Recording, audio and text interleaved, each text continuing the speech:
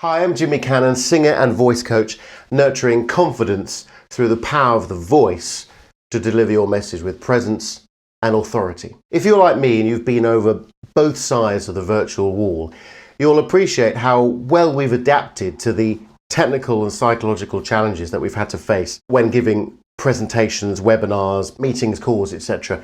online. There's a lot of distractions when we're presenting online, and these are the cacophony of noise when people aren't muting themselves. The people shouting a lot. I notice people shouting. There's this perception that because you're on the other side of the world, that you have to shout online. Well, actually, you can probably still hear me even if I'm speaking quite quietly.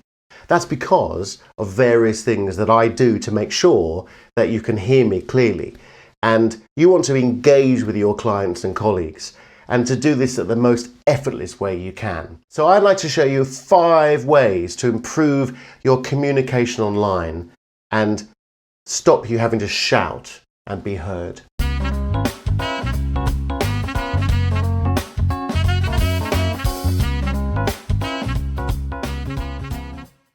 So number 1 is ambient noise. The most irritating thing in when you're doing Zoom calls or presentations is when you're presenting to many people, many delegates or clients online, that they're not muted. So make sure absolutely at the start that you make it a point to make sure that everybody is muted online. The other thing you can do is make sure that, or try to record in an environment where there's either little or no ambient noise. I've got a bit of a problem which is a bit difficult to solve because I've got a piano here that generates and amplifies certain frequencies, actually 200 hertz. So what I do is I have to, in post, cut those frequencies in an EQ, which is not that difficult to do, but it's sort of essential. I'm a bit OCD with sound. So number 2 is audio settings, and that's just making sure that your microphone level is at this optimum, what's called signal to noise ratio. So generally on Zoom or Skype, it's 3/4 up on that LED. So it's just hitting maybe 1 orange or 1 red near the top. Make sure it's not clipping or it's not distorting in sound. Number 3 is your microphone. That I'm wearing a Lavalier or lapel mic, and that's going to help keep the sound here around the chest, just picking up the chest resonance, just picking up the phonation, the sound coming out of your mouth here, the oral cavity. So that's going to help take away or diminish the amount of ambient or room noise that you'll be creating if you're just speaking to the microphone on your computer or your laptop. So the further away the microphone is, the more room noise you're going to be, unless it's a very directional microphone.